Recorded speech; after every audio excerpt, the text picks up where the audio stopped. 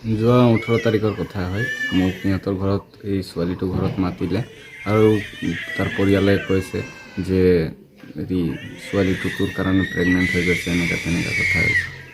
তো মই লগালগ প্ৰেগনেঞ্চি চেক কৰাইছোঁ, প্ৰেগনেঞ্চি অহা নাই। তো মই কৈছোঁ ছোৱালীটো বহুত দুৰ্বল আছে, দুই পৰিয়ালে মিলি হেৰি ট্ৰিটমেণ্ট কৰিব লাগে।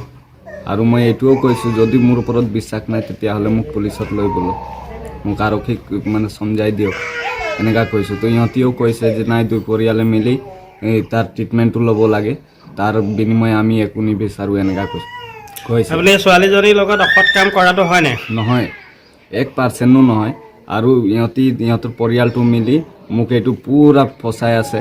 আৰু ছোৱালীজনীয়েতো হয় বুলি কৈছে। ছোৱালীজনীক পূৰা মাৰপিট কৰি, পূৰা দাবী ধমকি কৰি তাক মোৰ ওপৰত মানে এলিগেশ্যনছ লগাবলৈ কাৰণে পূৰা দাবী দিয়াৰ কাৰণে ছোৱালীটোও ভয় খাইছে আৰু এই পৰিয়ালৰ মতে কৈ আছে। আৰু এতিয়া কথা শুনাত সেইদিনাতো একো প্ৰেগনেঞ্চিৰ একো ৰিপৰ্ট নাহিলে, একো নেগেটিভ আহিলে। আৰু সেইদিনা ৰাতি তাক কিবা দৰৱ নে কিবা খুৱাই দিলে। এতিয়া কি হৈছে কি নাই মইতো নাজানো। তাৰ পিছদিনা পূৰা ছিৰিয়াছ বুলি মই শুনাৰ কাৰণে এতিয়াতো ছোৱালীজনীয়ে পুলিচৰ আগত কৈছে এইটো কথা। এইটোৱে মই কৈছোঁ যে তাৰ পিছদিনা বৃহস্পতিবাৰে মই ঠিক আছে, আপুনি যদি একো কৰা নাই তেতিয়াহ'লে আপুনি পুলিচে বিচাৰি যাওঁতে পলাইছিলে কিয়? নাই, ভয় কৰিছোঁ আৰু কাৰণ নোহোৱা কথাটো ইমান মানে বৃহৎভাৱে বিয়পি গৈছে আৰু মোক ইমান মানে ডাঙৰ একটা সমস্যাত ইহঁতি পেলাই দিয়াৰ অভিযোগ ইহঁতি যুঁজি আছে।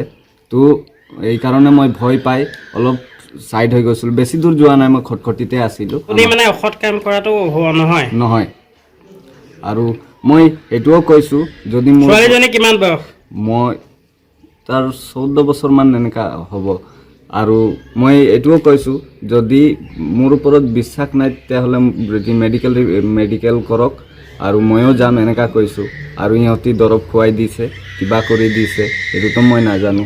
কিন্তু মই তাক অলপো এনেকুৱা কাম কৰা নাই।